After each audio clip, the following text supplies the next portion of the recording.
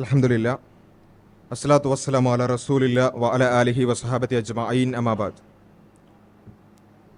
അഊദു ബില്ലാഹി മിനശ് ശൈത്വാനിർ റജീം. ബിസ്മില്ലാഹിർ റഹ്മാനിർ റഹീം.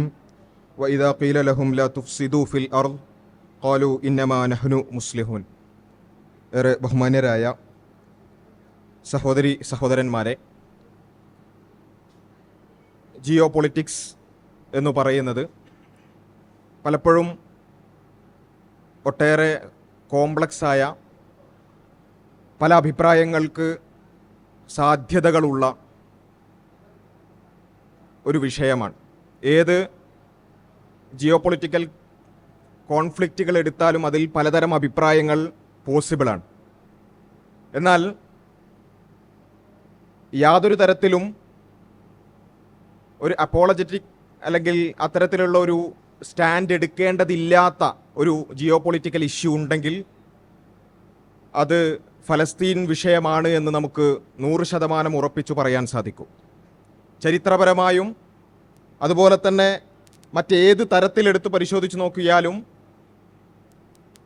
സമ്പൂർണമായ ഒരു വംശഹത്യ, യാതൊരു നിലക്കും ന്യായീകരണങ്ങൾക്ക് യാതൊരു സ്കോപ്പുമില്ലാത്ത ഒരു വംശഹത്യയാണ് ഇന്ന് ഫലസ്തീനിൽ നടന്നുകൊണ്ടിരിക്കുന്നത്, ഏറെക്കാലമായി നടന്നുകൊണ്ടിരിക്കുന്നത്. അതുകൊണ്ട് തന്നെ അത്രമേൽ കൃത്യമായ, അത്രമേൽ വ്യക്തമായ ഒരു വിഷയത്തിൽ പോലും അതിനുവേണ്ടി ന്യായീകരിക്കുന്ന ആളുകളെ നമുക്ക് ചുറ്റിലും കാണുമ്പോൾ വളരെ ഗൗരവത്തോടു കൂടി തന്നെ ആയിരിക്കണം അത്തരക്കാരെ നാം നോക്കിക്കാണേണ്ടത് എന്നുള്ളതാണ് ഈ ഒരു സംസാരത്തിൻ്റെ തുടക്കത്തിൽ എനിക്ക് സൂചിപ്പിക്കാനുള്ളത്. എങ്ങനെയാണ് 69,000-ഓളം ആളുകളെ കൊലപ്പെടുത്തിയ, അതിൽ തന്നെ 20,000-ഓളം ചെറിയ പിഞ്ചു കുഞ്ഞുങ്ങളെ കൊലപ്പെടുത്തിയതിനെ ആളുകൾക്ക് ന്യായീകരിക്കാൻ സാധിക്കുന്നത് എന്നുള്ളത് പലപ്പോഴും നമുക്കൊക്കെ ഒരു അത്ഭുതമാണ്. പക്ഷെ അത്തരക്കാരോട് സംസാരിച്ചാൽ അവരുടെ ന്യായങ്ങൾ പരിശോധിച്ച് നോക്കിയാൽ നമുക്ക് മനസ്സിലാകും എന്താണ് ഇവരെ നയിക്കുന്നത്, എന്താണ് ഇവരുടെ തലയിൽ എന്നുള്ളത്. ഇത് മനസ്സിലാകാൻ എങ്ങനെയാണ് ഇവർ ഈ കുഞ്ഞുങ്ങളെ കൊല്ലുന്നത് ആസ്വദിക്കുന്ന, അല്ലെങ്കിൽ നമുക്ക് ചുരുക്കി പറയുകയാണെന്നുണ്ടെങ്കിൽ ഒരു വംശഹത്യ ആസ്വാദകർ, ഈ വംശഹത്യ ആസ്വാദകരുടെ മനസ്സെങ്ങനെയാണ് വർക്ക് ചെയ്യുന്നത്, എങ്ങനെയാണ് അവർ സമൂഹത്തിൽ അവരുടെ പ്രൊപ്പഗണ്ട വർക്ക് ചെയ്യിപ്പിക്കുന്നത് എന്നുള്ളത് മനസ്സിലാകാൻ ആദ്യം നിങ്ങളൊരു വീഡിയോ കാണാം. Alleinstehende Frauen und Mädchen machen es sich in ihrem Frauenheim gemütlich. In contrast to reality, the Nazi propaganda film of 1944 shows women being quartered in a residential hut. It does not show the horribly overfilled barracks and attics where most of the inmates lived, only those sleeping quarters specially prepared for the film. Instead of the omnipresent 3-tiered bunks, one sees only 2-tiered bunks. The top bed has been removed for the filming. Where in reality 20 people squatted round a table were now sat only 6, apparently enjoying a life of leisure in the style of a feature movie. To make it all seem less overcrowded, the SS had created space by deporting several thousand inmates to Auschwitz. The film simply does not convey how the inmates really experienced life in these huts. നമ്മളിപ്പോൾ കണ്ടത് ഹിറ്റ്ലറും അല്ലെങ്കിൽ നാസികളും ചിത്രീകരിച്ചിട്ടുള്ള ചില രംഗങ്ങളാണ്. ആ രംഗങ്ങളിൽ അവർ ലോകത്തിലേക്ക് പകർന്നു നൽകിയ ആ വീഡിയോകളിലൂടെ അവർ ശ്രമിച്ചത് എന്തിനാന്ന് ചോദിച്ചാൽ, നാസി ജർമ്മനിയിൽ ദേ ആർ ഹാപ്പി ജ്യൂസ്, അവിടെ ജൂതന്മാരായ ആളുകൾ വളരെ സന്തോഷത്തോടു കൂടിയാണ് ജീവിക്കുന്നത്. എന്നിട്ട് അതിൻ്റെ ആ ഒരു പ്രൊപ്പഗണ്ട ഫിലിമിൻ്റെ തന്നെ ടൈറ്റിലായി അവർ കൊടുത്തത് the Fuhrer gives cities a city to the Jews. ജൂതന്മാർക്ക് ഒരു സിറ്റിയൊക്കെ തുറന്നു കൊടുത്തുകൊണ്ട് അവിടെയുള്ള സിംഗിൾ വിമണ്ണൊക്കെ വളരെയധികം നല്ല രൂപത്തിൽ ജീവിക്കാൻ ആവശ്യമായ സൗകര്യങ്ങൾ എന്ത് ചെയ്യുന്നു, മഹാനായ ഫ്യൂറർ ഹിറ്റ്ലർ എന്ത് ചെയ്യാണ്, ചെയ്തുകൊണ്ടിരിക്കുകയാണ്. അങ്ങനെ ജൂതന്മാരെ അത്രമേൽ നല്ല രൂപത്തിൽ നോക്കിക്കൊണ്ടിരിക്കുന്ന ഒരു രാജ്യമാണ് ജർമ്മനി എന്ന് ഉള്ള ഒരു പ്രൊപ്പഗണ്ട ആ ഫിലിമുമായി ബന്ധപ്പെട്ടുകൊണ്ടുള്ളതാണ്. ഇതിലൊരു രസം എന്താണെന്ന് ചോദിച്ചാൽ, ഈ ഫിലിമിൽ ചിത്രീകരിച്ച ആളുകൾ പോലും ഏതാനും 2 ആഴ്ച മുതൽ 2 മാസത്തിനുള്ളിൽ സമയത്തിനുള്ളിൽ ഈ ഫിലിമിലുള്ള ആ സ്ത്രീകളെ അടക്കം എന്ത് ചെയ്തു, മൂപ്പര് കൊന്നുകളഞ്ഞു. അപ്പോൾ ഇതാണ് ഈ പ്രൊപ്പഗണ്ട എങ്ങനെ വർക്ക് ചെയ്യുന്നു എന്നുള്ളതിൻ്റെ ഒരു ഉദാഹരണം. മറ്റൊരു ചിത്രം നിങ്ങൾക്ക് കാണാൻ പറ്റും. അപ്പോൾ ആ ചിത്രത്തിൽ നമുക്ക് നോക്കുമ്പോൾ എന്താ, ഒരു നല്ല പാർക്കിലെങ്ങാനും നല്ല കളിക്കുന്ന കുറച്ച് കുട്ടികളും അല്ലെങ്കിൽ വളരെ സന്തോഷത്തോടു കൂടി നിൽക്കുന്ന കുറച്ച് ആളുകളെയാണ് നമുക്ക് തോന്നുക, ആ ഫോട്ടോ കണ്ടാൽ തോന്നുക. ഇതായിരുന്നു ജർമ്മനി അന്നത്തെ കാലത്ത് എങ്ങനെയാണ് ജൂതന്മാർ ജർമ്മനിയിൽ ജീവിക്കുന്നത് എന്നുള്ളതിന് തെളിവായി പുറത്തേക്ക് കൊടുത്തത്. പക്ഷേ ഈ സ്ഥലം എന്ന് പറയുന്നത് തെറാസിൻ ഗെറ്റോ എന്ന് നമ്മൾ പറയുന്ന തെറാസിൻ എന്ന് പറയുന്ന ഒരു സ്ഥലത്തുള്ള ഒരു പിന്നെ കോൺസെൻട്രേഷൻ ക്യാമ്പാണിത്. ഇത് എന്തിനാ ചെയ്തതെന്ന് ചോദിച്ചാൽ റെഡ് ക്രോസ്, ആഗോള സംഘടനകളായിട്ടുള്ള റെഡ് ക്രോസ് പോലുള്ള സംഘടനകൾ ജർമ്മനിയിലേക്ക് ഇൻസ്പെക്ഷന് വരികയാണ്. എന്നിട്ട് എന്താണ് ഇവിടെ സംഭവിക്കുന്നത് എന്നൊക്കെ നോക്കുമ്പോൾ അവിടെയുള്ള ജൂതന്മാർ അവർക്ക് ലേബർ ക്യാമ്പുകളൊക്കെ ആക്കിയിട്ട് കുറച്ച് ആൾക്കാർക്ക് കുറച്ച് ജോലി ചെയ്യാനും അല്ലെങ്കിൽ കുറച്ചൊന്ന് ആസ്വദിക്കാനും അല്ലെങ്കിൽ കുറച്ചൊന്ന് വിശ്രമിക്കാനൊക്കെ ഉള്ള കുറച്ച് സെന്ററുകൾ മാത്രമാണ് കോൺസെൻട്രേഷൻ ക്യാമ്പുകൾ എന്ന് അവരെ ബോധ്യപ്പെടുത്താൻ വേണ്ടി, റെഡ് ക്രോസിനെ ബോധ്യപ്പെടുത്താൻ വേണ്ടിയിട്ട് ഒരു മേക്കപ്പ് ചെയ്തിട്ടുള്ള ഒരു പിന്നെ കോൺസെൻട്രേഷൻ ക്യാമ്പായിരുന്നു തെറാസിനിൽ അവിടെ ഉണ്ടായിരുന്നത്. അങ്ങനെ റെഡ് ക്രോസ് വന്നു, ഇവിടെ നല്ല അടിപൊളിയാണെന്ന് പറഞ്ഞ് തിരിച്ചുപോയി. അതിനുശേഷം അവിടെ ഉണ്ടായിരുന്ന ആളുകളെയും കൊന്നുകളഞ്ഞു. അപ്പോൾ ഞാൻ പറഞ്ഞു വന്നതെന്താ വെച്ചാൽ ഈ രൂപത്തിലാണ് ഈ വംശഹത്യ ചെയ്യുന്ന ആളുകൾ അല്ലെങ്കിൽ ക്രൂരത ചെയ്യുന്ന ആളുകൾ അവർ ലോകത്തോട് ചില ഇമേജുകൾ സൃഷ്ടിച്ചുകൊണ്ട് അല്ലെങ്കിൽ ഏതാനും ചില വീഡിയോകളോ അല്ലെങ്കിൽ ചില പ്രൊപ്പഗണ്ട ഇമേജുകളോ വെച്ചുകൊണ്ട് ആ രൂപത്തിലാണ് അവരുടെ വംശഹത്യയെ ന്യായീകരിക്കാൻ ശ്രമിക്കുക എന്നുള്ളത് ഹിറ്റ്ലറിൻ്റെ കാലം തൊട്ടേ അല്ലെങ്കിൽ അതിനു മുമ്പേ തന്നെ നമ്മൾ കണ്ടുകൊണ്ടിരിക്കുന്ന ഒരു യാഥാർത്ഥ്യമാണ്. ഇതാണ് ജർമ്മനിയുടെ ഒരു യാഥാർത്ഥ്യം എന്നുണ്ടെങ്കിൽ ഇന്നത്തെ വംശഹത്യയിലേക്ക് നമ്മൾ വരികയാണെന്നുണ്ടെങ്കിൽ ഇതേ പാറ്റേൺ ഈ വംശഹത്യ ആസ്വാദകരുടെ ഭാഗത്ത് നിന്നും ഇതേ പാറ്റേൺ ആണ് നമുക്ക് ന്യായീകരണത്തിന്റെ വിഷയത്തിലും അതുപോലെ തന്നെ അതിനുവേണ്ടി വാദിക്കുന്ന വിഷയത്തിലൊക്കെ നമുക്ക് കാണാൻ സാധിക്കുക. ഇതേപോലെ വേറൊരു വീഡിയോ അത് പണ്ടത്തെ ഹിറ്റ്ലറിന്റെ കാലത്താണെന്നുണ്ടെങ്കിൽ ഇന്നത്തെ വംശഹത്യ ആസ്വാദകർ എന്തൊക്കെയാണ് വംശഹത്യയെ ന്യായീകരിക്കാൻ വേണ്ടി പറയുന്നത് എന്നുള്ളതിന്റെ ഒരു ഉദാഹരണം നിങ്ങൾ കേട്ടോളൂ. അഹദ് തമീമി എന്നാണ് ഈ കുട്ടിയുടെ പേര്. ഇവർ വളരെ ചെറിയ പ്രായമായിരുന്ന സമയത്ത് ഇസ്രയേലി പട്ടാളക്കാരെ ആക്രമിക്കുകയും അവരെ മർദ്ദിക്കാൻ ചെയ്യില്ലേ, അവരെ സഹോദരനെ പിടിച്ചു വെക്കാനായിട്ട് ചെന്നപ്പോഴത്തേക്ക് അവരെ മർദ്ദിക്കാൻ ചെന്നു എന്നാണ് പറയുന്നത്. ഇവർ വളരെ ഫേമസ് ആയി. ഒരു 10-16 വയസ്സായപ്പോൾ അവരെ 18 വയസ്സങ്ങായപ്പോൾ അവരെ അറസ്റ്റ് ചെയ്തു, കോടതിയിലൊക്കെ ഹാജരാക്കി. സൂപ്പർ സ്റ്റാർ ആണ്. ഇവരെ CNN ഒക്കെ ഇന്റർവ്യൂ ചെയ്യുന്നു. CNN ഇന്റർവ്യൂ ചെയ്ത ഒരു ഇതാണ് അവിടെ കാണുന്നത്. നിങ്ങൾ അവരുമായിട്ട് ഇരിക്കുന്നതാണ്. അപ്പം ഇവരെ ഈ ഒരു ദൃശ്യം കാണുമ്പോൾ 2 വാർത്ത ഉണ്ട്. ഒന്ന്, ആ ഇസ്രായേലി പട്ടാക്കാരെല്ലാം നോക്കൂ, ഈ കുട്ടി ഇങ്ങനെ ഇടിക്കാൻ ചെല്ലുമ്പോൾ 2-3 ഇടിക്കുന്നുണ്ട്. അവർ വളരെ സൗമ്യമായിട്ട് ഇവർ പറയുന്നതും കേട്ട് ഇടിയൊക്കെ വാങ്ങിച്ചുകൊണ്ട് പോവുകയാണ് ചെയ്തത്. ഇനി ഇതേ കുട്ടി തന്നെ അവൾക്ക് 12 വയസ്സുള്ളപ്പോൾ ഒരു ഇസ്രായേലി പട്ടാളക്കാരന്റെ ചെകിട്ടത്തടിക്കുന്നുണ്ട്. അവനും അടി കൊണ്ടുകൊണ്ട് പോവുകയാണ് ചെയ്യുന്നത്. മനസ്സിലായത്? പിന്നെ അത് കഴിഞ്ഞിട്ട് ഇതൊരു വനിതാ പട്ടാളക്കാരുമായിട്ട് തർക്കിക്കുന്നതാണ്.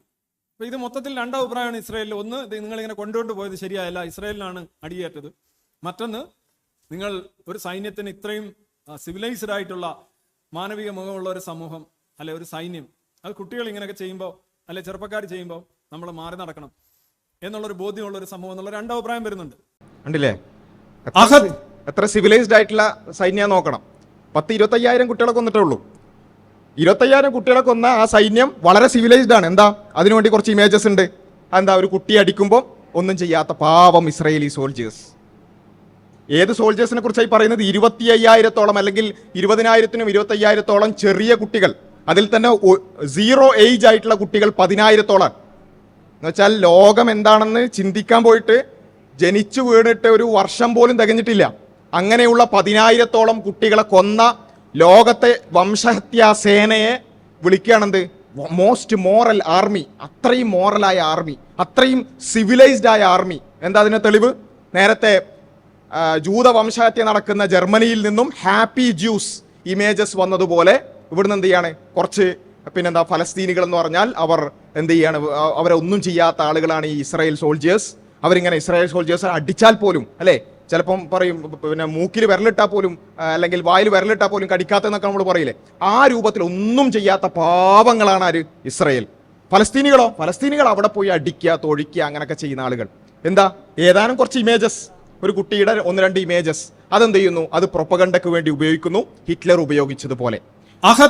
അതുപോലെ തന്നെ ഈ വംശഹത്യ ആസ്വാദകരുടെ ഭാഗത്ത് നിന്ന് നമുക്ക് പിന്നെ കാണാൻ സാധിക്കുന്നത് കുറച്ച് ഡിസെപ്റ്റീവ് ആയിട്ടുള്ള ടെർമിനോളജീസ് ആണ്. ഇപ്പോൾ ഹിറ്റ്ലറിന്റെ കാലഘട്ടത്തിലേക്ക് നോക്കുകയാണെന്നുണ്ടെങ്കിൽ ആ ടെർമിനോളജീസ് നമുക്ക് കാണാൻ പറ്റുക റീസെറ്റ്മെന്റ് ടു ഈസ്റ്റ് ഭാഗത്തേക്ക് റീസെറ്റിൽ ചെയ്യുക എന്നുള്ളതാണ്. എന്താ സംഭവം ചോദിച്ചാൽ, ഡെത്ത് ക്യാമ്പുകളിലേക്ക്, ഈസ്റ്റ് ഭാഗത്താണ് ഡെത്ത് ക്യാമ്പുകൾ ഉള്ളത്, അവിടേക്ക് അവരെ പറഞ്ഞയക്കാൻ, കൊല്ലാൻ കൊണ്ടുപോകുന്നതിന് എന്താ പറയാ? റീസെറ്റിൽമെന്റ് എന്നാണ് പറയാ.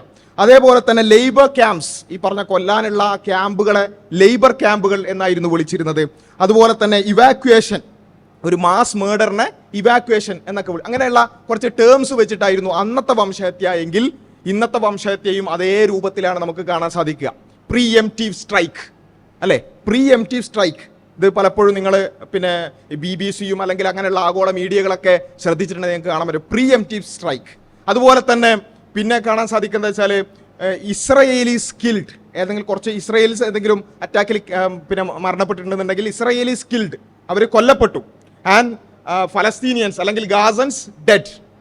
563 ഗാസക്കാർ മരിച്ചു, 2 ഇസ്രയേലികൾ കൊല്ലപ്പെട്ടു. ഇസ്രയേലികൾ കൊന്നതാണ്, പക്ഷെ ഗാസക്കാരെന്തോ പിന്നെ ആത്മഹത്യ ചെയ്ത മാതിരിയാണ് പറയാം. Dead and killed. ഇത് പലപ്പോഴും നമുക്ക് ന്യൂസിൽ കാണാൻ സാധിക്കും. ഇങ്ങനെയുള്ള കുറച്ച് ടെർമിനോളജീസ് വെച്ചിട്ടാണ് അന്നും വംശഹത്യ ന്യായീകരിക്കുന്നവരും വംശഹത്യക്ക് വേണ്ടി സംസാരിക്കുന്നവരും സംസാരിച്ചിരുന്നത്. ഇന്നും അതേ രൂപത്തിൽ തന്നെയാണ് നമുക്ക് കാണാൻ സാധിക്കുക. പിന്നെ ഉള്ളത് എന്താ വെച്ചാൽ നേരത്തെ പറഞ്ഞ അതേ പാറ്റേൺ തന്നെ ജർമ്മനിയിലൊക്കെ ജൂതന്മാരൊക്കെ വളരെ അടിപൊളിയായിട്ടായിരുന്നു ജീവിച്ചിരുന്നത്, യാതൊരു പ്രശ്നം ഉണ്ടായിരുന്നില്ല എന്നുള്ളതൊക്കെ. എന്നിട്ടോ അതിലുള്ള ഏതെങ്കിലും ചില പിന്നെ പ്രതികരണങ്ങൾ എടുത്തുകൊണ്ട് എന്ത് പറയും, കണ്ടോ ഇവരിങ്ങനെ ചെയ്യുന്നു. ചില ഏതെങ്കിലും കോൺസെൻട്രേഷൻ ക്യാമ്പിൽ എന്തെങ്കിലുമൊക്കെ പിന്നെ പ്രതികരിക്കാൻ ഏതെങ്കിലും ജൂതന്മാരൊക്കെ ശ്രമിച്ചാൽ അത് വലിയ വാർത്തയാക്കും. എന്നിട്ട് കണ്ടോ ഇവരിങ്ങനെ പ്രശ്നക്കാരാണ്, ഇവരിങ്ങനെ പ്രതികരിക്കുന്നതുകൊണ്ടാണ് നമുക്ക് കൊല്ലേണ്ടി വരുന്നത് എന്ന രൂപത്തിലുള്ള ന്യായങ്ങൾ അതേ രൂപത്തിൽ തന്നെയാണ് ഇപ്പോഴും നമുക്ക് കണ്ടുകൊണ്ടിരിക്കുന്നത്. ഇത് നേരത്തെ ഇവിടെ ആ ചരിത്രം ഇവിടെ വളരെ വിശദമായി കൊണ്ട് പറഞ്ഞു, ഞാൻ അത് വീണ്ടും ആവർത്തിക്കുന്നില്ല. പതിറ്റാണ്ടുകൾ നീണ്ട ഒരു ചരിത്രമാണ് ഫലസ്തീനിലേക്ക് ജൂതന്മാർ കുടിയേറുന്നതും അവിടെയുള്ള ഫലസ്തീനികളെ ആട്ടിയോടിക്കുകയും കൊല്ലാക്കൊല ചെയ്യുകയും തീവ്രവാദ സംഘടനകൾ രൂപീകരിച്ചുകൊണ്ട് ഹെഗാനയും ഇർഗുനും പോലെയുള്ള തീവ്രവാദ സംഘടനകൾ രൂപീകരിച്ചുകൊണ്ട് തീവ്രവാദ പ്രവർത്തനങ്ങളിലൂടെ ഒരു തീവ്രവാദ രാഷ്ട്രം രൂപീകരിച്ചതും അതിനുശേഷം നിരന്തരമായി കൊണ്ട് ഫലസ്തീനികളെ ആക്രമിക്കുകയും അവരെ ബന്ദികളാക്കി കൊണ്ടുപോവുകയും ഇപ്പോൾ ഈ ഒക്ടോബർ 7 എന്നുള്ളതാണല്ലോ വലിയൊരു വിഷയം. ഒക്ടോബർ 7 ആ സംഭവം നടക്കുന്ന സമയത്ത് തന്നെ ആയിരക്കണക്കിന് ഫലസ്തീനികൾ ഇസ്രയേലിൽ ബന്ദികളാണ്. നമ്മൾ ഈ വാർത്തയൊക്കെ വായിക്കുമ്പോൾ അതുപോലെ തന്നെ സോഷ്യൽ മീഡിയ നോക്കിയാൽ ആകെ 250 ബന്ദികളെ കുറിച്ച് നമ്മൾ കേൾക്കുള്ളൂ. ആയിരക്കണക്കിന് ഫലസ്തീനികൾ ഇപ്പോഴും ഇസ്രയേലിൽ ബന്ദികളാണ്. അപ്പോൾ എന്താണ്, ഒരു കൂട്ടർ അവരെ ബന്ദികളാക്കിയാലും പ്രശ്നമില്ല, അവരെ കൊന്നാലും പ്രശ്നമില്ല, അവരെന്ത് ചെയ്താലും കുഴപ്പമില്ല, ഇപ്പുറത്തുനിന്ന് എന്തെങ്കിലും ചെയ്താൽ അതാണ് വലിയൊരു പ്രശ്നം എന്ന രൂപത്തിൽ വ്യാഖ്യാനിക്കുക. അതിൻ്റെ കൂടെ ഈ ഫലസ്തീനികൾ അല്ലെങ്കിൽ ഈ ഇരയാക്കപ്പെടുന്ന ആളുകൾ അവർ വളരെ സന്തോഷത്തോടു കൂടി ജീവിക്കുകയായിരുന്നു എന്ന ഒരു ഇമേജ് ഉണ്ടാക്കാൻ ശ്രമിക്കുക എന്നുള്ളതാണ് മറുഭാഗത്ത് സംഭവിച്ചുകൊണ്ടിരിക്കുന്നത്. അപ്പോൾ അങ്ങനെയുള്ള ഒരു വാദം അല്ലെങ്കിൽ ആ രൂപത്തിലുള്ള ഒരു വാദം കൂടി നിങ്ങൾ കേട്ടോളൂ. ലാസ്റ്റ് സ്ലൈഡാണ് ഇത്. ഹിന്ദുവിൽ വന്ന റിപ്പോർട്ടാണ്. 2022 as early as 2022 more than 1.5 lakhs Palestinians were working in Israel. 1.5 lakh പാലസ്തീനിയനാണ് ഇസ്രായേൽ വർക്ക് ചെയ്യുന്നത് 2022 വരെ. അവരവിടെ ജോലി ചെയ്യാൻ പോവാണ്, ശമ്പളം വാങ്ങിച്ചിട്ട് തിരിച്ചു വരികയാണ്. മനസ്സിലായില്ല. 80% of all export went to Israel. ഗാസയിലായാലും വെസ്റ്റ് ബാങ്കിലായാലും ഉണ്ടാകുന്ന ഉത്പാദനത്തിന്റെ 80% എക്സ്പോർട്ട് ചെയ്യുന്ന ഇസ്രായേലിലേക്കാണ്. ഇസ്രായേലികളാണ് വാങ്ങിക്കുന്നത്. അതുപോലെ തന്നെ over 60% Gaza's electricity supply is imported from Israel. 60% electricity എന്ന് പറയുന്നത് ഇസ്രായേലിൽ നിന്ന് ഇങ്ങോട്ട് ഇമ്പോർട്ട് ചെയ്യുന്നതാണ്. In Gaza 80% of the people depend on international assistance. അത് കഴിഞ്ഞാൽ 80% ആളുകൾ ഇന്റർനാഷണൽ അസിസ്റ്റൻസിലാണ്. ഇപ്പൊ ഞാൻ മൊത്തത്തിൽ പറഞ്ഞു വന്നത്, ഗാസൻസ് യഥാർത്ഥത്തിൽ ഇസ്രായേലുമായിട്ട് സഹകരിച്ച് വ്യാപാരം നടത്തി ഇമ്പോർട്ട് എക്സ്പോർട്ട് നടത്തി ജോലി ചെയ്യാൻ പോയാണ് അവിടെ ജീവിക്കുന്നത്. ആ മനുഷ്യരുടെ ഇടയിലേക്കാണ് ഈ ഒക്ടോബർ 7 എന്ന് പറയുന്ന ഒരു സംഗതി വന്നത്. അല്ല അവരിങ്ങനെ സെപ്പറേറ്റ് അങ്ങനെ ഈ പറയുന്ന വാട്ടർ നമ്മൾ പറയുന്നോണം കണ്ട ഉടനെ കടിച്ചു കീറുന്ന രീതിയിലല്ല. ഇത് കേട്ടാൽ തോന്നുന്നത് വെച്ചാൽ ഒക്ടോബർ 7 എന്ന് പറയുന്ന ഒരു ഡേറ്റിന് മുമ്പ് ഗാസക്കാരും ഇസ്രായേലും ഇങ്ങനെ അടയും ചക്കരയുമായി ഇങ്ങനെ അത്രയും സ്നേഹബന്ധത്തിൽ അങ്ങോട്ടും ഇങ്ങോട്ടും കെട്ടിപ്പിടിച്ച് അങ്ങനെ ജീവിക്കുന്ന ആളുകളായിരുന്നു. പെട്ടെന്ന് ഒരു ഒക്ടോബർ 7 സംഭവിച്ചു. അതോടുകൂടി ചരിത്രം മാറിമറിഞ്ഞു. ഇസ്രായേൽ ഫലസ്തീൻ എന്ന് പറയുന്ന ഒരു കോൺഫ്ലിക്റ്റ് ഉണ്ടായി. ഇതാണ് തോന്നുക. ആ പറയുന്ന ഓരോ കാര്യങ്ങളും നിങ്ങൾ എടുത്തു നോക്കണം. ഗാസക്കാരായ ആളുകൾ അല്ലെങ്കിൽ ഫലസ്തീനികൾ അവർ ഇസ്രായേലിൽ ജോലിക്ക് പോയി. എന്താ കാരണം? അവർക്ക് വേറെ എവിടെയും പോകാൻ പറ്റൂല, വേറെ എവിടെയും പോകാൻ പറ്റൂല. എല്ലാ നിലക്കും അവരെ ബ്ലോക്ക് ചെയ്തിരിക്കുകയാണ്. എന്നിട്ടോ ഇസ്രായേലിൽ പോയി അവിടെയുള്ള 2ാം തരക്കാരായി അവിടെ പോയി ജോലി ചെയ്യുക എന്നല്ലാത്ത മറ്റൊരു ഓപ്ഷനും അവർക്കില്ല.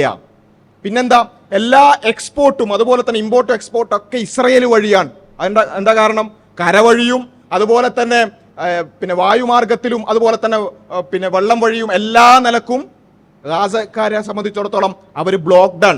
അവരെ സംബന്ധിച്ചിടത്തോളം വേറെ ഒരു ലോകരാഷ്ട്രത്തിനും അവരെ സഹായിക്കുവാനോ അല്ലെങ്കിൽ അവർക്ക് ഇമ്പോർട്ട് എക്സ്പോർട്ട് നടത്താനോ ഒരു വഴിയുമില്ല. എല്ലാം പൂട്ടിക്കെട്ടിയതിനു ശേഷം പറയാണ് ഇതാ ഈ ഇസ്രായേലിലൂടെ മാത്രമേ പറ്റുള്ളൂ എന്ന് അവരെ നിർബന്ധിച്ചതിന് ശേഷം പറയാണ് കണ്ടോ എല്ലാ ഇമ്പോർട്ട് എക്സ്പോർട്ടൊക്കെ ഇസ്രായേൽ വഴിയാണ് എന്നുള്ളത്. അപ്പോൾ എല്ലാ നിലക്കും അതുകൊണ്ടാണ് മുൻ ബ്രിട്ടീഷ് പ്രധാനമന്ത്രി പറഞ്ഞത് Gaza is open air prison, ഒരു തുറന്ന ജയിലാണ് ഗാസ എന്ന് പറയാൻ കാരണം ഒരു നിലക്കും ലോകത്തിന് അവിടേക്ക് എത്തിപ്പെടാനോ അല്ലെങ്കിൽ അവിടേക്ക് എന്തെങ്കിലും കാര്യങ്ങൾ ചെയ്യാനോ സാധ്യമല്ലാത്ത രൂപത്തിൽ അവരെ ബ്ലോക്ക് ചെയ്യുക. എന്നിട്ട് അവർക്ക് എന്തെങ്കിലുമൊക്കെ ചെയ്യണമെങ്കിൽ അത് ഇസ്രായേൽ വഴി, ഇലക്ട്രിസിറ്റിന്റെ കാര്യം പറഞ്ഞു, എന്തുണ്ടെങ്കിലും അത് ഇസ്രായേൽ വഴി മാത്രം നടക്കുന്ന ഒരു സ്ഥിതിവിശേഷം ഉണ്ടാക്കി.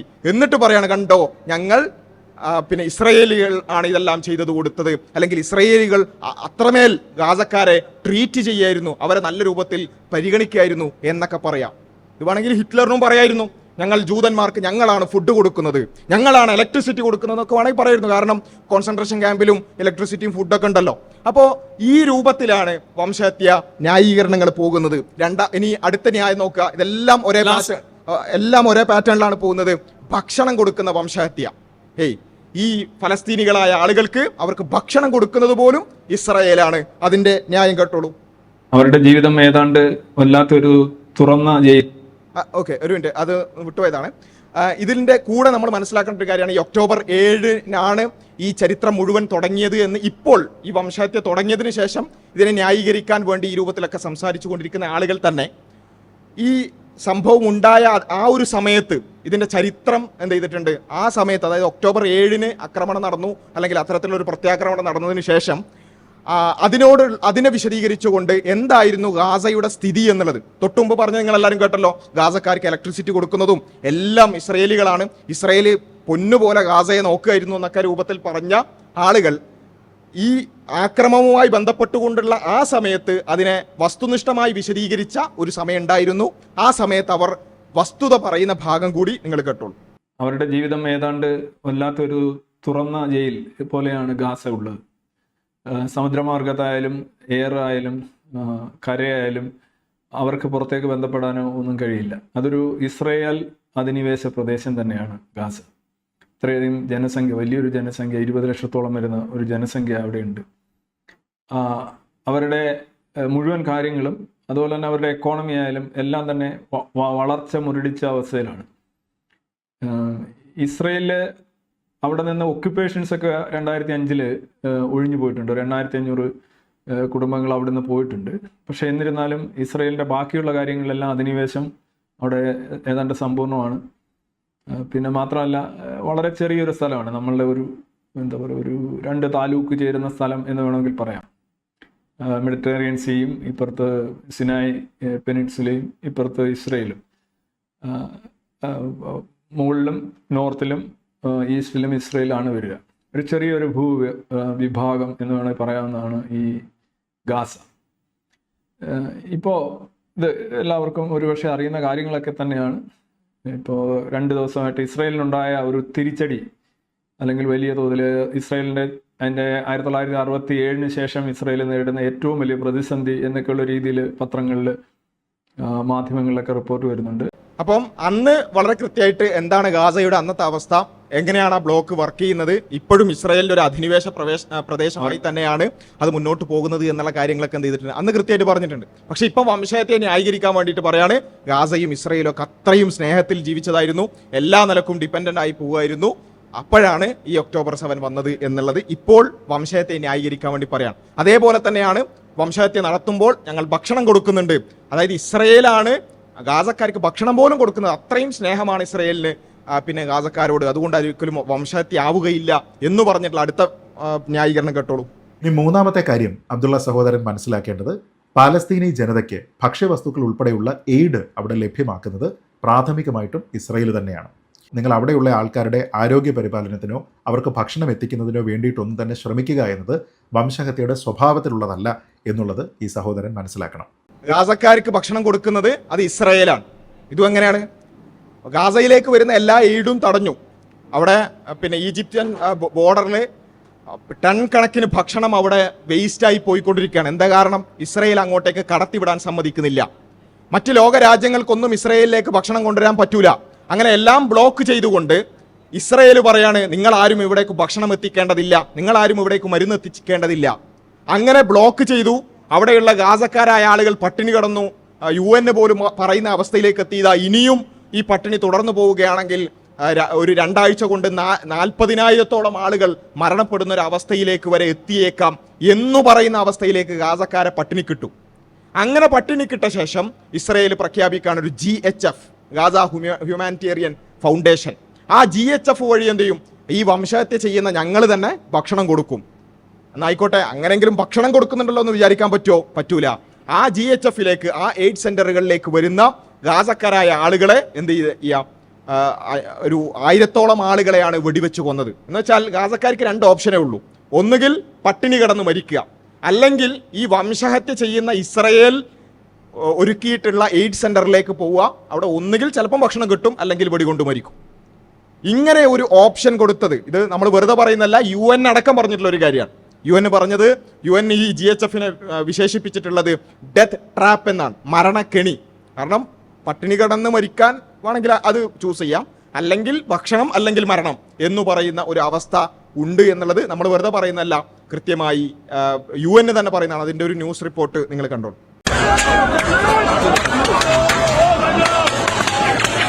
This video footage shows the scenes on Saturday at the Al-Shakush food distribution site in Rafah, run by the notorious Gaza Humanitarian Foundation.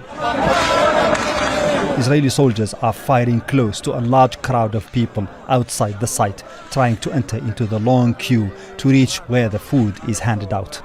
The panic is visible, so is the utter desperation. The food runs out before most of the crowd are able to get anything to eat for themselves or their families. And by the end of every day like this, dozens end up dead or wounded. Many return empty-handed. Torn between being glad they escaped death and being sad they couldn't secure a desperately needed portion of food, the lack of which, after Israel's months-long blockade, has caused widespread malnutrition in the strip. It's been a disaster on all fronts of what's happening in Gaza, and one can only wonder at what the strategy is here by the Israelis. I can say that any tactical gains that the Israelis have made militarily in Gaza are being erased by what we're seeing on a daily basis and are highly counterproductive. Look, the essence of effective counterinsurgency is to win the hearts and minds of the population, and we see day after day that's not what's happening, and that's not what the Israelis are even attempting. So it's head-scratching, to say the least.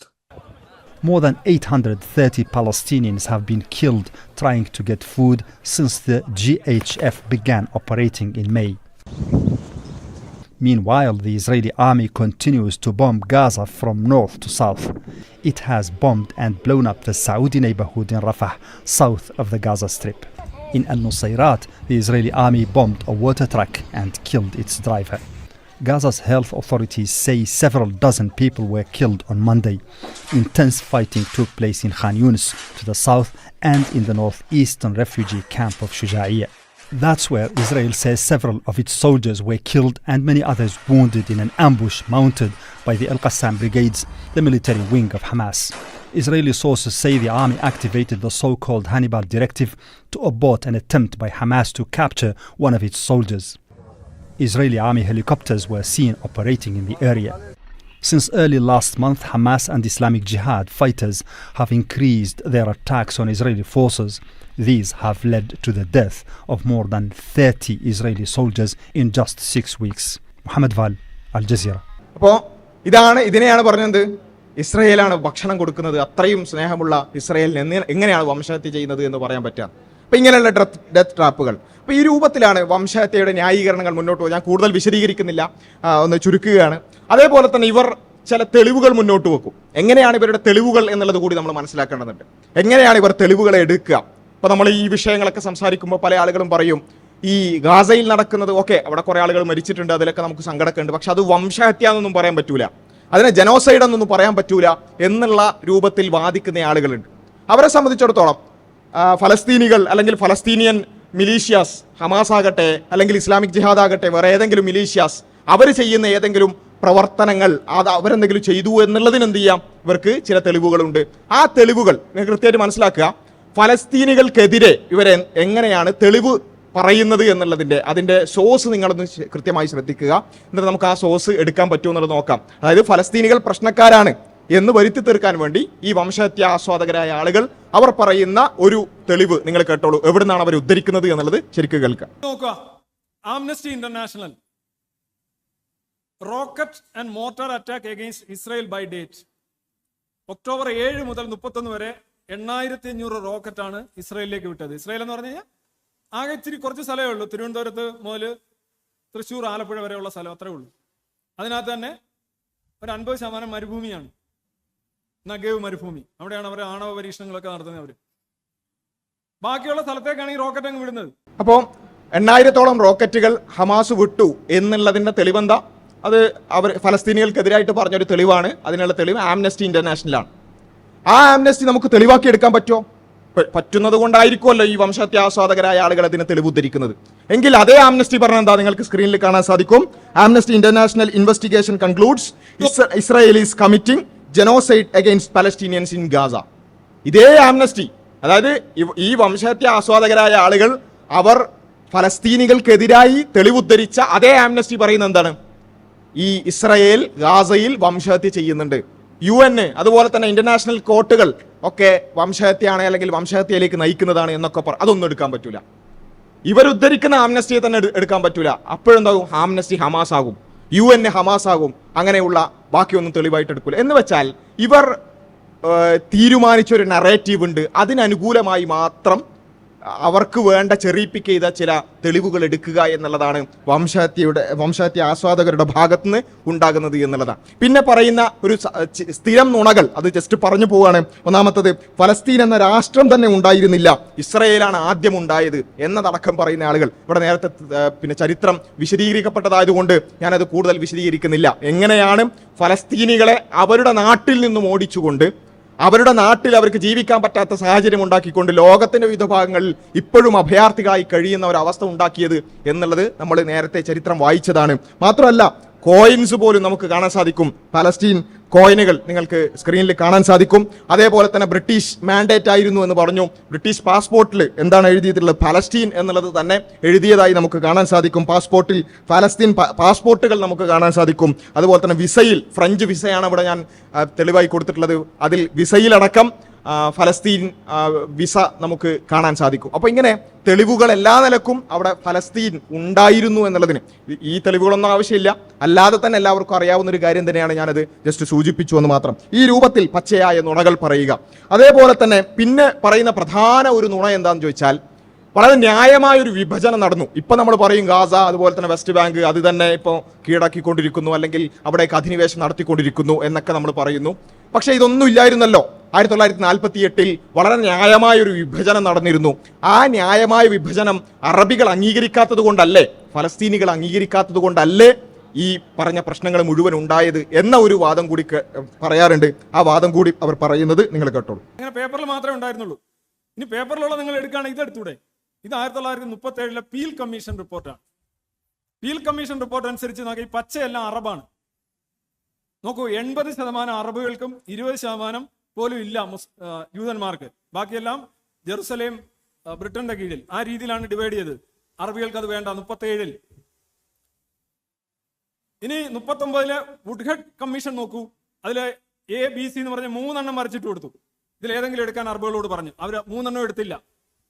അല്ല, ആദ്യത്തെ നോക്കുക, 20% താഴെ ഉള്ളു ജൂതന്മാർക്ക്, 15%, 1585 ആയിരുന്നു, എടുത്തില്ല.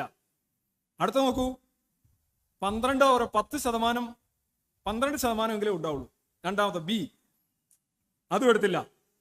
സീല നോക്കുക, മൂന്നാമത്തെ, കഷ്ടിച്ച് 10% ജൂതന്മാർക്ക്. ബാക്കി അറബും ബ്രിട്ടീഷുകാരും എടുത്തില്ല. ഇതിൽ ജൂതന്മാർ ഇതിൽ ആദ്യത്തെ സമ്മതിച്ചാണ് കേട്ടോ. അതില് അവർ സമ്മതിച്ചാണ്. അതായത് 90-10 വരെയൊക്കെ പറഞ്ഞിട്ട് പോലും കൊടുക്കാതിരുന്ന കാര്യങ്ങളാണ് പിന്നെ ഈ 1947 54-46 ഇനി 1945 ആംഗ്ലോ അമേരിക്കൻ പാർട്ടീഷൻ നോക്കൂ. അതിനകത്ത് നോക്കിയാലും ഈ അറബാണ് ഈ കാണുന്ന നിറം. അവർക്ക് വേണ്ട 80%-ലേറെ കൊടുക്കാന്ന് പറഞ്ഞു. അവരെടുത്തില്ല. അവർ പറയുന്നത് ജൂതന്മാരും പാടില്ല, അവരുടെ രാജ്യവും പാടില്ല. ഇതാണ് അവരുടെ സ്റ്റാൻഡ്. അപ്പോൾ അവർ പറയുന്നത് വെച്ചാൽ ഇങ്ങനെ വരെ പിന്നെ എന്ത് ചെയ്തിട്ടുണ്ട്, മാപ്പ് വരച്ചിട്ടുണ്ട്, എന്നിട്ടും എടുത്തില്ലല്ലോ എന്നാണ്. അപ്പോൾ ജസ്റ്റ് ഒന്ന് ആലോചിച്ചാൽ മതി, ഈ പറയുന്ന ആളുകൾക്ക് തന്നെ ചിന്തിച്ചാൽ മതി, എന്താ 90% അറബികൾക്കും 10% ജൂതന്മാർക്കും കൊടുക്കുന്ന രൂപത്തിൽ മാപ്പ് വരച്ചിട്ടുണ്ടെന്നുണ്ടെങ്കിൽ അത് തന്നെ തെളിവാണെന്ത്, അവിടെയുള്ള ബഹുഭൂരിപക്ഷം അല്ലെങ്കിൽ ആ നാട്ടുകാരെന്ന് പറയുന്നത് ഫലസ്തീനികളായതുകൊണ്ടാണ്. ആ നാട്ടിൽ ഫലസ്തീനികൾ ജീവിച്ചിരിക്കുന്നത് കൊണ്ടാണ്, അല്ലെങ്കിൽ അവരുടേതാണ് ആ നാട് എന്നുള്ളത് കൊണ്ടാണ് ആദ്യത്തെ മാപ്പുകളിൽ അല്ലെങ്കിൽ ആദ്യത്തെ പീൽ കമ്മീഷനിലടക്കം 90-10 അതുപോലെ തന്നെ 80-20 ഒക്കെ വന്നിട്ടുള്ളത്. അപ്പോൾ പിന്നെ ചോദ്യം, എന്നാൽ പിന്നെ അത് അന്ന് അംഗീകരിച്ചാൽ പോരായിരുന്നോ? ഒന്ന് ആലോചിച്ച് നോക്കുക. മറ്റൊരു വിഭാഗം അല്ലെങ്കിൽ മറ്റൊരു ജനത വന്നിട്ട് നമ്മുടെ നാട്ടിൽ കുറെ ലാൻഡ് വാങ്ങുകയാണ്, എന്നിട്ട് പറയണം ഒരു 20% ഞങ്ങൾക്കൊരു രാജ്യം ഉണ്ടാക്കാൻ തന്നാൽ മതി. ഒന്നും വേണ്ട, നമ്മുടെ കേരളത്തിലേക്ക് ഏതെങ്കിലും കുറച്ച് ആൾക്കാർ വന്നിട്ട് നമ്മുടെ പിന്നെ കോഴിക്കോടും അല്ലെങ്കിൽ കണ്ണൂരും അങ്ങനെ മലബാർ ഭാഗത്ത് കുറച്ച് പിന്നെ ലാൻഡൊക്കെ വാങ്ങി ഞങ്ങളിവിടെ ഒരു രാജ്യം സ്ഥാപിക്കുകയാണെന്ന് പറഞ്ഞാൽ നമ്മൾ അംഗീകരിക്കുമോ? ഇല്ല. ഇത് നമ്മുടെ രാജ്യമാണ്, നമ്മുടെ മണ്ണാണ്. ആ നമ്മുടെ മണ്ണിൽ 10% പോയിട്ട് 20% പോയിട്ട് അവിടെ 1% പോലും മറ്റൊരു രാജ്യമാക്കി കൊടുക്കുക അല്ലെങ്കിൽ മറ്റൊരാളുകൾക്ക് എഴുതി കൊടുക്കുക എന്നുള്ളത് ആ നാടിൻ്റെ മക്കൾക്ക്, ആ മണ്ണിൻ്റെ മക്കൾക്ക് സാധ്യമല്ല. അതുകൊണ്ടാണ് ഫലസ്തീനികൾ അന്നത് റിജക്ട് ചെയ്തത്. അതിനുശേഷം പിന്നെ വന്ന അത് സയനിസ്റ്റുകളും റിജക്ട് ചെയ്തിരുന്നു എന്നുള്ളത് വേറെ കാര്യം. പക്ഷെ അതിനുശേഷം വന്നിട്ടുള്ള മാപ്പുകൾ 45-55 ആണെങ്കിലും അതിനുശേഷം 67 ബോർഡറുകളാണെങ്കിലും എന്തുകൊണ്ട് അറബികൾ അത് അംഗീകരിച്ചില്ല? അറബികളെ സംബന്ധിച്ചിടത്തോളം ആ നാട് മുഴുവൻ അവരുടേതാണ്, ആ മണ്ണ് മുഴുവൻ അവരുടേതാണ്. അതിൽ നിന്നും 45% ഈ സയനിസ്റ്റുകൾക്ക് കൊടുക്കണമെന്ന് പറഞ്ഞാൽ അത് തന്നെ ഈ ഭീകരവാദ പ്രവർത്തനങ്ങൾ ചെയ്തുകൊണ്ട് ഭീകരരാഷ്ട്രം ഉണ്ടാക്കാൻ നടക്കുന്ന ആളുകൾക്ക് കൊടുക്കണമെന്ന് പറഞ്ഞാൽ ആ നാടിൻ്റെ അവകാശികളെ സംബന്ധിച്ചിടത്തോളം അവരത് അംഗീകരിക്കുകയില്ല എന്നുള്ളത് ബേസിക് ആയിട്ടുള്ള ഒരു യുക്തിയാണ്. അപ്പോൾ ഈ കാര്യങ്ങളൊക്കെ എടുത്തുകൊണ്ട് ഇങ്ങനെയുള്ള കോണ്ടെക്സ്റ്റുകൾ മൊത്തം മാറ്റി കൊണ്ടാണ് ആദ്യമേ അന്നേ സൊല്യൂഷൻ ഉണ്ടായിരുന്നു. അന്ന് അത് അറബികൾ അംഗീകരിക്കാത്തത് കൊണ്ടാണ് അല്ലെങ്കിൽ മുസ്ലിങ്ങൾ അംഗീകരിക്കാത്തത് കൊണ്ടാണ് എന്ന നിലക്കുള്ള ന്യായങ്ങൾ പറയുന്നത് എന്നുള്ളത് നമുക്ക് കാണാൻ സാധിക്കും. അപ്പോൾ ഞാൻ അവസാനിപ്പിക്കുകയാണ്. ഏറ്റവും അവസാനത്തെ ഒരു ന്യായം കൂടി കാണിച്ചുകൊണ്ട് അവസാനിപ്പിക്കുകയാണ്. എന്നുവെച്ചാൽ യാതൊരു നിലക്കും യുക്തിയുമായോ അല്ലെങ്കിൽ സാമാന്യ ബോധ്യവുമായോ ഒരു നിലക്കും ബന്ധമില്ലാത്ത ഒരുപാട് വാദങ്ങൾ ഇങ്ങനെ പറയാം. എന്തിനു വേണ്ടിയിട്ടാണ്? 69,000-ഓളം ആളുകളെ കൊന്നത് ന്യായീകരിക്കാൻ വേണ്ടി. അതിൻ്റെ കൂടെ പറഞ്ഞ ചരിത്രപരമായ മറ്റൊരു ബ്ലണ്ടർ കൂടി നിങ്ങൾ കേൾക്കുക. ഇപ്പോൾ നമ്മൾ പറയുന്നത് ഈ സയനിസ്റ്റുകൾ അവിടെ വംശഹത്യ ചെയ്യാണെന്നാണല്ലോ. അങ്ങനെയൊന്നല്ല, നേരെ തിരിച്ചാണ്. മുസ്ലിങ്ങളാണ് എന്ത് ചെയ്തത്? ജൂതന്മാരെ വംശഹത്യ ചെയ്തത്. അതിനുള്ള തെളിവുകൾ കൂടി നിങ്ങൾ കേട്ടോളൂ. മൊറോക്കോയിൽ 1948 2,65,000 ജൂതന്മാരുണ്ടായിരുന്നു. 2017 2,000 ജൂതന്മാരേ ഉള്ളൂ. അൾജീരിയയിൽ 1948 1,40,000 പേരുണ്ടായിരുന്നു. 2017 50 പേരാണുള്ളത്. ടുണീഷ്യ 1948 1,05,000, ഇപ്പോൾ 1,700. ലിബിയ 1948 38,000, ഇപ്പോൾ 0. സിറിയ 1948 30,000 ജൂതന്മാരുണ്ടായിരുന്നു, ഇപ്പോൾ 100 ജൂതന്മാർ. ലെബനനിൽ 1948 24,000 ജൂതന്മാരുണ്ടായിരുന്നു, ഇപ്പോൾ 100 ജൂതന്മാർ. ഇറാനിൽ 1,00,000 ജൂതന്മാരുണ്ടായിരുന്നു 1948, ഇപ്പോൾ 9,800. 2016 ഇപ്പൊ അത്രയും പോലും ഇല്ല. ഇറാഖിൽ 1,50,000 ഉണ്ടായിരുന്നു, ഇപ്പൊ 10 പേരാണുള്ളത്. അഫ്ഗാനിസ്ഥാനിൽ 5,000 പേരുണ്ടായിരുന്നു, ഇപ്പം ആരും ഉള്ളതായിട്ട് അറിയില്ല. പാകിസ്ഥാനിൽ 2,000 പേരുണ്ടായിരുന്നു, ഇപ്പൊ 745 ഫാമിലീസ് ഉള്ളതായിട്ട് പറയുന്നു. ഒമാൻ 5,000 ഉണ്ടായിരുന്നു, ഇപ്പൊ 0. ഏഡൻ 1000 ഉണ്ടായിരുന്നു, ഇപ്പൊ യമന്റെ കൂടെയാണ്. ബഹറിൽ 1,500 ഉണ്ടായിരുന്നു, ഇപ്പൊ 35. യമനിൽ 6,300 ഉണ്ടായിരുന്നു, ഇപ്പൊ 50. ജൂതന്മാരെ എല്ലാം പറഞ്ഞു വിട്ട് ഇവർ അബ്സോർവ് ചെയ്തു. ഇവിടുന്ന് അറബികൾ അങ്ങോട്ട് പോയി, ഇവരെടുത്തില്ല. ഇതാണ് ഒരു നട്ട്ഷെല്ലിൽ അതിന്റെ കാര്യം. ഇങ്ങനെ തന്നെയാണ് നമുക്ക് വേണം. കൊച്ചി അല്ലെ, കൊച്ചിയിലൊരു ജൂത തെരുവുണ്ടായിരുന്നു. ജൂതത്തെരുവിൽ അല്ലെങ്കിൽ ആ കൊച്ചിയുമായി ബന്ധപ്പെട്ടുകൊണ്ട് മട്ടാഞ്ചേരി ഭാഗത്തൊക്കെ ഒരുപാട് ജൂതന്മാരുണ്ടായിരുന്നു. ഇപ്പൊ അവിടെ പോയ എത്ര ഉണ്ടാവും? 0. അപ്പൊ എന്താ? കൊച്ചിയിൽ ജൂത വംശഹത്യ നടന്നു. മുംബൈ, അതുപോലെ തന്നെ കൊൽക്കത്ത, ഇങ്ങനെയുള്ള ഇന്ത്യയുടെ പല ഭാഗങ്ങളിലും ജൂതന്മാരുണ്ടായിരുന്നു. ആ ജൂതന്മാർ ഇപ്പൊ ഇവിടെ, ഇപ്പൊ നമ്മൾ കണക്കെടുത്ത് നോക്കണമെങ്കിൽ അന്ന് 1000 ഉണ്ടായിരുന്നു, ഇന്ന് 0. അന്ന് 10,000 ഉണ്ടായിരുന്നു, ഇന്ന് 0. അതുകൊണ്ട് എന്താ? കൊച്ചിയിലും അതുപോലെ തന്നെ ഇന്ത്യയിലൊക്കെ ജൂത വംശഹത്യ നടന്നു. പറയാൻ പറ്റുമോ?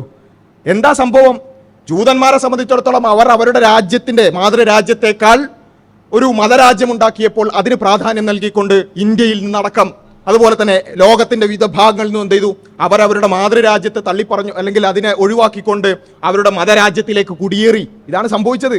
അത് ഇറാഖിൽ നിന്ന് കുടിയേറിയിട്ടുണ്ട്, സൗദി അറേബ്യയിൽ നിന്ന് കുടിയേറിയിട്ടുണ്ട്, ഇറാനിൽ നിന്ന് കുടിയേറിയിട്ടുണ്ട്, സിറിയയിൽ നിന്ന് കുടിയേറിയിട്ടുണ്ട്. അപ്പോൾ അങ്ങനെ കുടിയേറിക്കൊണ്ട് ഈ കുടിയേറുമ്പോൾ എന്താ സംഭവിക്കുക? ഈ പറഞ്ഞ കുടിയിറങ്ങുമ്പോൾ അവിടെയുള്ള ജനസംഖ്യ കുറയും. ആ ജനസംഖ്യ കുറഞ്ഞ കണക്കെടുത്തിട്ട് പറയാണ്, കണ്ടോ സിറിയയിൽ പണ്ടിത്ര ഉണ്ടായിരുന്നു, ഇപ്പോൾ ഇത്രയാണ്, അതുകൊണ്ട് അവിടെ ജനോസൈഡ് നടന്നു, വംശഹത്യ നടന്നു, മുസ്ലിങ്ങളാണ് വംശഹത്യ നടത്തിയത് എന്ന് വെച്ചാൽ ഞാൻ പറഞ്ഞത്, ഇത് ഒരു മിനിമം കോമൺ സെൻസ് ഉള്ള ഒരല്പം ചരിത്രബോധമുള്ള ആൾ കണ്ടാൽ ചിരിക്കുന്ന തരത്തിലുള്ളതാണ്. ഇങ്ങനെയുള്ള അനവധി ന്യായങ്ങളാണ് വംശഹത്യയെ ന്യായീകരിക്കാൻ വേണ്ടി ഇത്തരം ആളുകൾ പറഞ്ഞുകൊണ്ടിരിക്കുന്നത് എന്നുള്ളത് നമ്മൾ മനസ്സിലാക്കുക. അപ്പോൾ ഇതാണ് പലപ്പോഴും സോഷ്യൽ മീഡിയയിൽ കമൻറ്റുകളായിക്കൊണ്ട്, അതുപോലെ തന്നെ ഫേക്ക് ഐഡികളുടെ കമൻറ്റുകളായിക്കൊണ്ടൊക്കെ നമ്മൾ നിരന്തരമായി കണ്ടുകൊണ്ടിരിക്കുന്ന ചില ന്യായങ്ങളുടെ ചില സാമ്പിളുകൾ മാത്രമാണ് നിങ്ങളുടെ മുമ്പിൽ വെച്ചിട്ടുള്ളത്. വളരെ വിശാലമായ ഒരു വിഷയത്തിൻ്റെ ചില ഭാഗങ്ങളിലൂടെ ഒന്ന് ആ വിഷയങ്ങൾ കൈകാര്യം ചെയ്യുമ്പോൾ ഒന്ന് ഓടിച്ചു പോയി എന്ന് മാത്രം. ഇൻഷാ അല്ലാ ഈ വിഷയത്തിൻ്റെ മറ്റു ഭാഗങ്ങൾ വരുന്ന ചർച്ചകളിൽ നമുക്ക് ചർച്ചക്കെടുക്കാം ഇൻഷാ അല്ലാ. വാഖിർ ദഅ്വാന അനിൽ ഹംദുലില്ലാഹി റബ്ബിൽ ആലമീൻ. അസ്സലാമു അലൈക്കും.